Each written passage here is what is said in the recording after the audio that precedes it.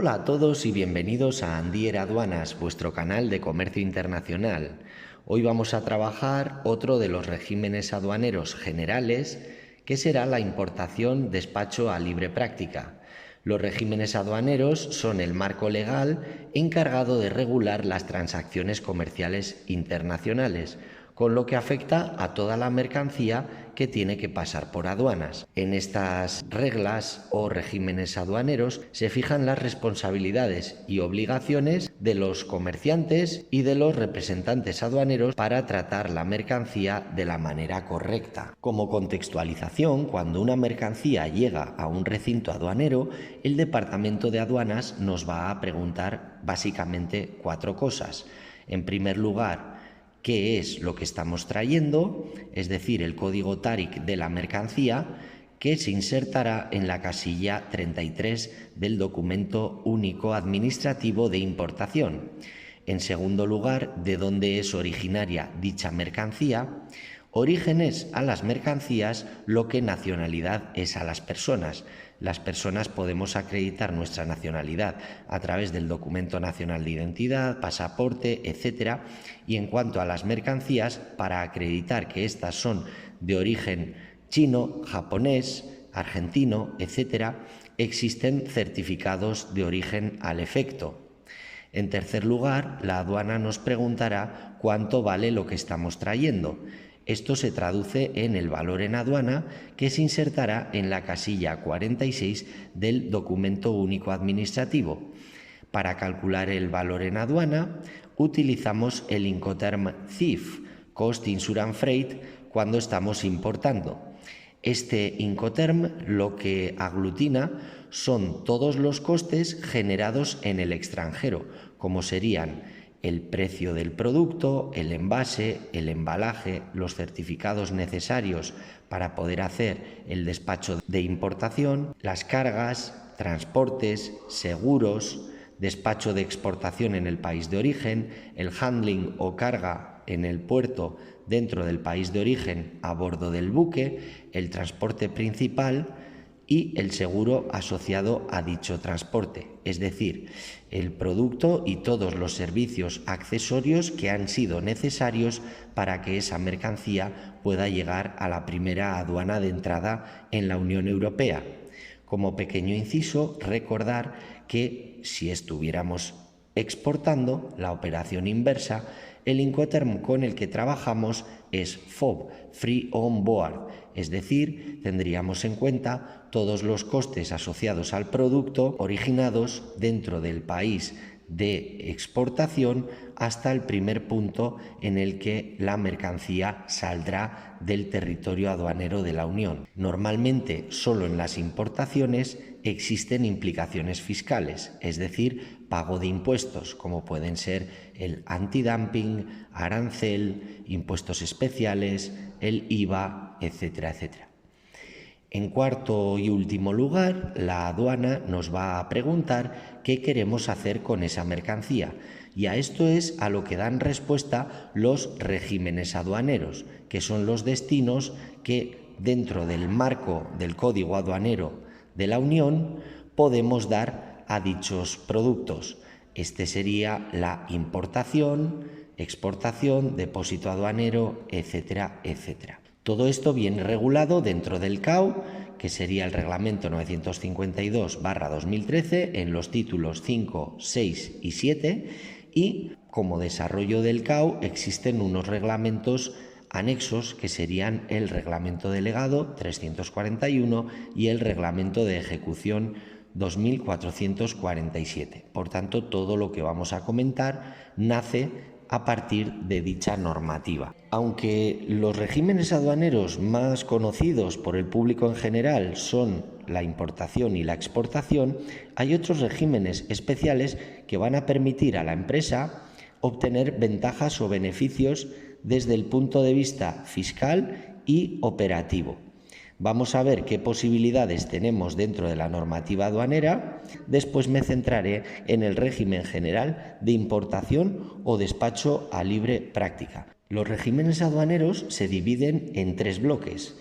En primer lugar tenemos los regímenes generales, que serían la importación, a libre práctica o a consumo y la exportación. El segundo bloque está formado por los regímenes especiales, donde encontramos los tránsitos interno y externo, el depósito aduanero y la zona franca, los destinos especiales, como son la importación temporal y el destino final, y los perfeccionamientos, el activo, que incluye la transformación bajo control aduanero, y el régimen de perfeccionamiento pasivo.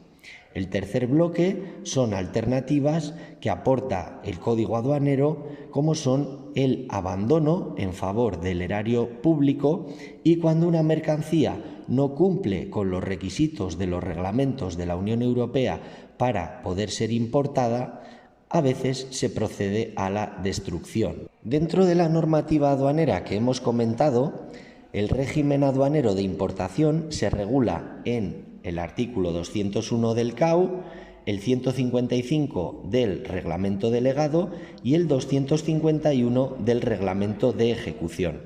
La importación es uno de los regímenes más habituales y consiste en la introducción definitiva de mercancías no pertenecientes a la Unión dentro del territorio aduanero de la Unión. Por ejemplo, traemos mercancía procedente de Islas Fiji, Guinea Ecuatorial, Islandia, Canadá, Perú, etcétera, etcétera. Dentro del régimen general de importación se establecen dos posibilidades, como son el despacho a libre práctica y el despacho a consumo. Hoy nos ocuparemos del primero de ellos, despacho a libre práctica. Este es utilizado por empresas que en el momento de la importación no conocen dentro de la Unión Europea en qué país se encontrará su cliente. Imaginemos empresas que tienen posicionamiento en varios países de la Unión Europea y por tanto a la importación se permite pagar únicamente el arancel. En el momento en el que este impuesto es abonado, la mercancía adquiere el estatuto de mercancía perteneciente a la Unión. Desde ahí nos autorizarán el levante de las mercancías desde el puerto o aeropuerto de entrada hasta nuestras instalaciones y después, cuando encontremos un cliente, si fuera en España, le facturaremos con IVA y si fuera en otro país de la Unión Europea, le facturaremos exento de IVA, puesto que la mercancía va con destino a otro país y el cliente se autorrepercutirá el IVA en su contabilidad y hará la liquidación correspondiente de IVA en su declaración trimestral con el tipo de IVA que existe en su país, por ejemplo, Grecia, siendo esto lo más lógico, puesto que el IVA se habrá de abonar en el país último en el que el producto será comercializado y utilizado. Carrefour, que tiene posicionamiento en varios países dentro de la Unión Europea, que adquiere una partida de 20.000 kilogramos de espárragos del Perú. En este caso, Carrefour, para ejecutar la importación, puede utilizar este régimen de despacho a libre práctica, abonando únicamente el arancel, que es el mismo, como sabéis, dentro de todo el mercado único en los 27 Estados miembros de la Unión Europea, y de esa manera podrá circular la mercancía libremente hasta el almacén central de la empresa Carrefour.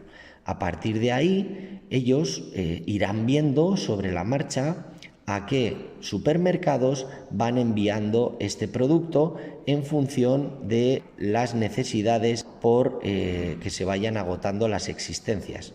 Así pues, en ese último envío desde el almacén central hasta los supermercados finales, distribución final, se irán autorrepercutiendo el IVA los supermercados de España, Bélgica y otros países, en función del tipo de IVA, como indicábamos, que en cada país existe. Por lo tanto, de entrada, en el momento de la importación, la magia fiscal es que nos permite ahorrar el IVA a la importación si ese producto no se va a consumir realmente en el país de entrada. Sería el ejemplo de una empresa que realiza una importación de una gran cantidad de mobiliario de jardín que tras importar reexpide, por ejemplo, a un cliente italiano. Es el mismo caso que el que estábamos comentando de Carrefour. En el momento de la importación elegimos ese despacho a libre práctica y en el momento de la venta al cliente italiano dicha venta estará exenta de IVA por tratarse de una entrega intracomunitaria. La Ley General del IVA en España obliga únicamente a facturar con IVA cuando el cliente está en la península e Islas Baleares. Cuando estamos vendiendo a Canarias, recordad que hay que facturar también sin IVA porque a la entrada en dicho territorio se aplicará el IGIC, Impuesto General Indirecto Canario, que tiene otros tipos de gravamen diferentes. Al respecto, debemos tener en cuenta que para que una entrega intracomunitaria esté exenta de IVA, deben cumplirse simultáneamente dos condiciones. En primer lugar, se debe tratar de una venta a una empresa. Habrá que comprobar previamente que esa empresa esté dada de alta en el censo BIES, que es una empresa registrada en el sistema europeo del IVA. Este censo BIES es un motor de búsqueda, no una base de datos, es perteneciente a la Comisión Europea y cuando hacemos dicha búsqueda se extraen los datos de las bases de datos nacionales del IVA. Entonces, si queremos comprobar si una empresa está dada de alta, lo único que hacemos es la consulta en el registro BIES de operadores intracomunitarios en la página de la agencia tributaria y simplemente indicar que para sacar un NIF intracomunitario debe solicitarse a través de la declaración censal 036 marcando la casilla 582, solicitud de alta, consignando la fecha prevista para nuestra primera operación intracomunitaria dentro de la casilla 584. Destacar que algunas empresas están en régimen de IVA diferido. Cuando esto fuera así, el régimen de despacho a libre práctica perdería sentido, ya que el despacho a consumo supondría el mismo coste, solamente la empresa debería de abonar el arancel si lo hubiera.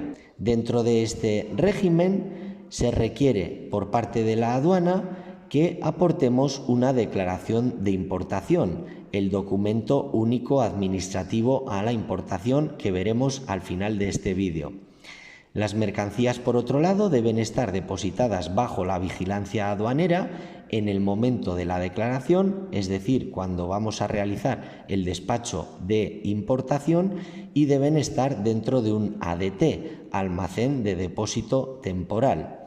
La mercancía estará sujeta a medidas de política comercial y a veces, en función de la naturaleza del producto y el origen del mismo, nos pueden establecer controles para aduaneros, como pueden ser controles de farmacia, sanitarios, fitosanitarios, veterinarios, controles SOIBRE relativos a calidad y seguridad de los productos, certificados CITES para especies de flora y fauna en peligro de extinción, etcétera, etcétera. Esta declaración de importación con despacho a libre práctica generará una liquidación de impuestos en aduanas, que estará formada por el arancel y por otros impuestos si los hubiera, como los impuestos antidumping. Ya he comentado entonces que mediante la utilización de este régimen la mercancía adquirirá el estatuto de mercancía perteneciente a la Unión y por tanto podrá circular libremente. Por otro lado, he comentado también que para calcular el valor en aduana de la mercancía, que será la base imponible para la liquidación de los impuestos para el cálculo y el abono de los mismos, debemos basarnos en Incoterm CIF, Cost Insurance Freight, que contendrá el precio del producto, envase, embalaje, la carga desde la fábrica del vendedor al primer porteador o transportista, el seguro asociado a ese transporte hasta el puerto de salida, el despacho aduanero de exportación y los gastos que se den dentro del recinto portuario de salida, como puede ser la manipulación del contenedor, la tasa por uso del recinto portuario y la tasa por vigilancia aduanera en el puerto de salida, también la carga a bordo del buque que realizará estará el transporte principal, el flete asociado a dicho transporte que conecta el país de origen con el país de destino y el seguro asociado a ese transporte principal.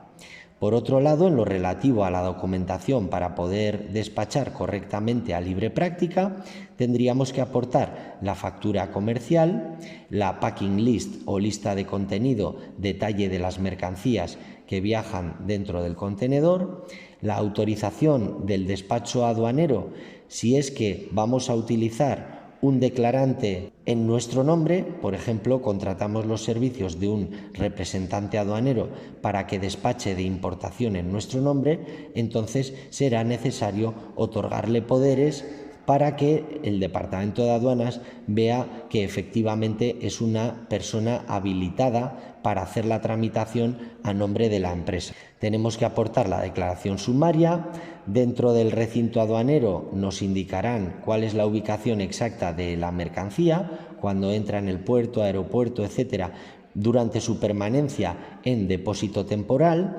Tendremos que aportar la declaración de origen si corresponde, es decir, si existieran acuerdos comerciales preferenciales entre el país de origen y el país de destino, es posible que existan rebajas arancelarias que pudiéramos utilizar, de tal manera que tengamos menos carga fiscal. Cuando esto es así, es necesario acreditar que la mercancía es originaria de dicho país y esto se hace mediante un certificado de origen, como puede ser el EUR1 o el ATR para mercancía originaria de Turquía, o si es mercancía originaria de países SPG, del sistema de preferencias generalizadas, los países de menor renta del mundo, con los cuales por la Organización Mundial del Comercio pues hay reducciones arancelarias. Estos forman parte de un sistema REX, registro de exportadores autorizados, y cumpliendo una serie de requisitos para acceder a dicho sistema pueden realizar una autodeclaración en factura, es decir, al final de la factura comercial insertarán una pequeña leyenda indicando que el fabricante de estas mercancías acredita que el producto es originario, por ejemplo, de Filipinas. En cuanto a otros documentos que se puedan requerir en aduanas, esto dependerá de la clasificación arancelaria o el tipo de producto del que estemos hablando, su naturaleza e, insisto, a veces en función del país de origen. Eran estos controles para aduaneros que estábamos comentando hace un momento y pueden ser relacionados con el CITES, especies de flora y fauna en peligro de extinción, farmacia, calidad, seguridad, etcétera, etcétera. Por último, en cuanto al resto de documentos adicionales que deberemos de aportar, tendríamos la documentación del transporte y en función del modo de transporte utilizado, pues puede ser el CMR o carta de porte, el Bill of Lading para transporte marítimo, el Airway Bill para transporte aéreo, etcétera, etcétera. También es posible que nos soliciten la póliza de seguro si hubiéramos contratado una independiente, en el caso de que las coberturas del convenio del modo de transporte utilizado, el convenio CMR para carretera, el convenio de Montreal para transporte aéreo o el convenio, las reglas de la Haya-Visby para transporte marítimo, y sus coberturas pues fueran insuficientes para el valor de las mercancías que estamos transportando. En ese caso interesará contactar con una agencia aseguradora y establecer una póliza de seguro que nos garantice coberturas adicionales para que en caso de pérdida, daño o deterioro podamos recuperar el valor de los productos. Desde que la mercancía entra en un recinto aduanero disponemos de un plazo de 90 días para poder darle un destino aduanero, es decir, para decirle al Departamento de Aduanas qué es lo que queremos hacer con esa mercancía.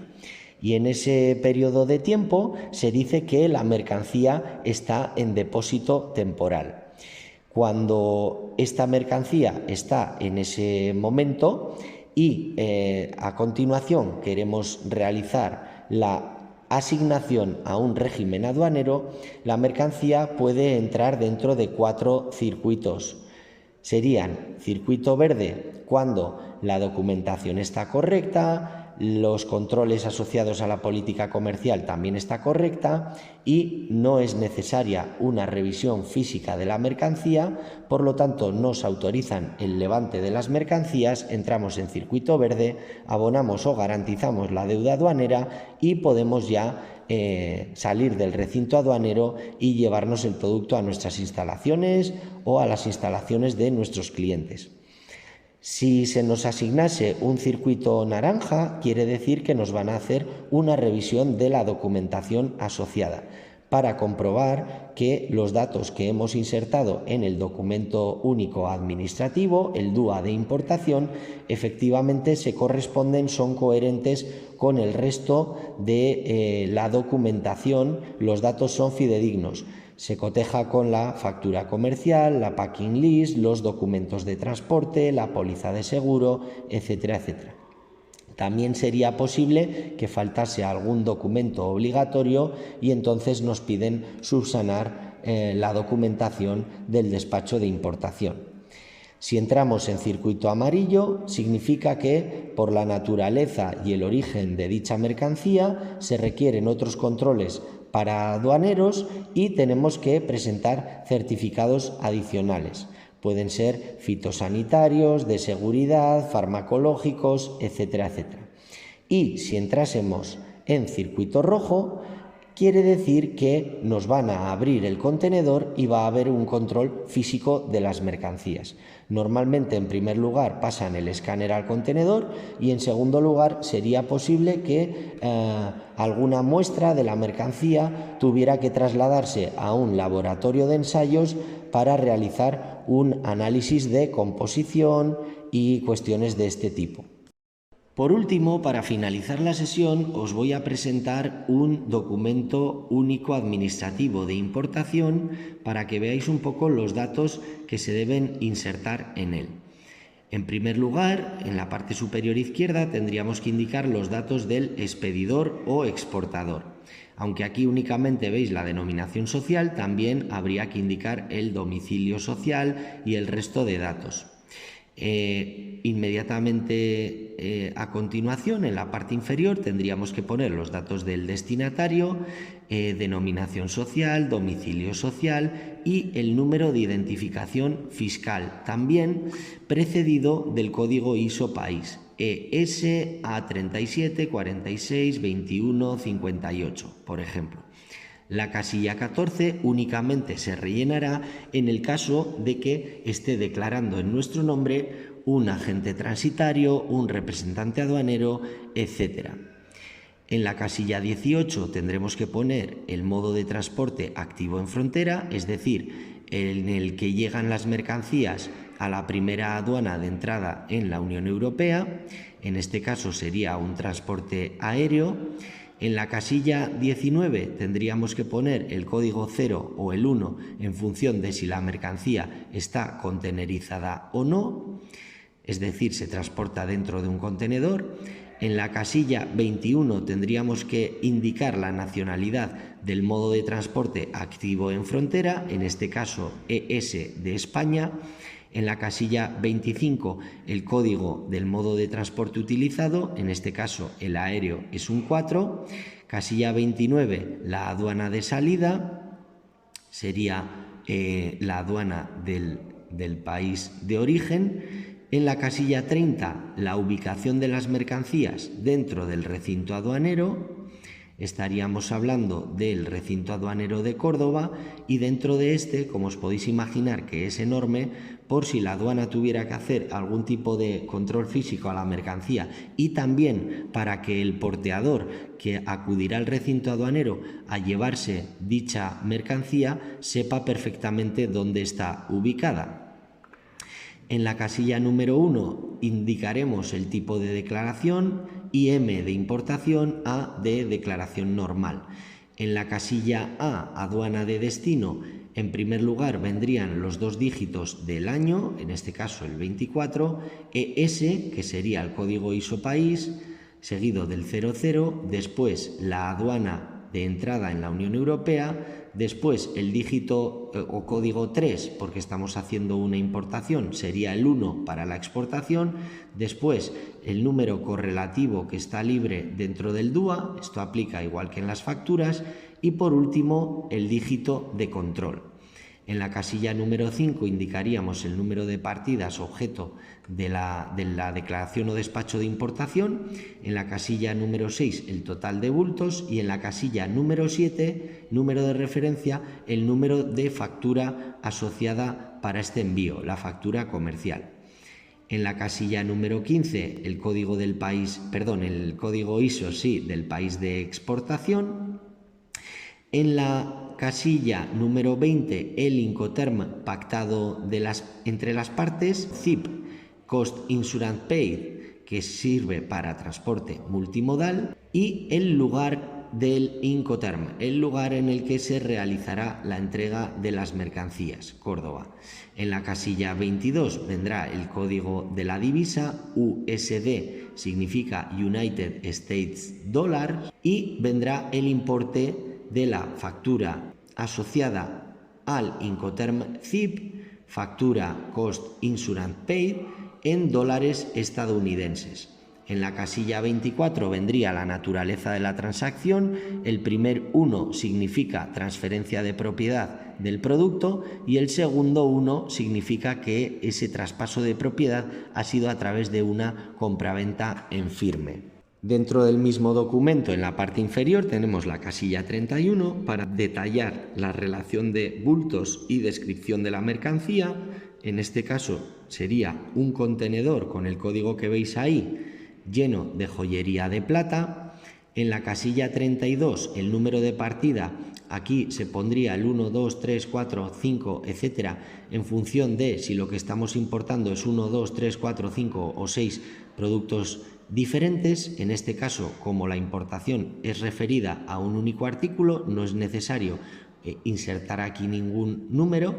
En la casilla 33 vendría el código TARIC de las mercancías, sería el código que se asocia en la Unión. Como sabéis, los primeros 6 dígitos forman parte del sistema armonizado y son iguales en todos los países del mundo, pero el séptimo y siguientes ya cambiarán en función del país.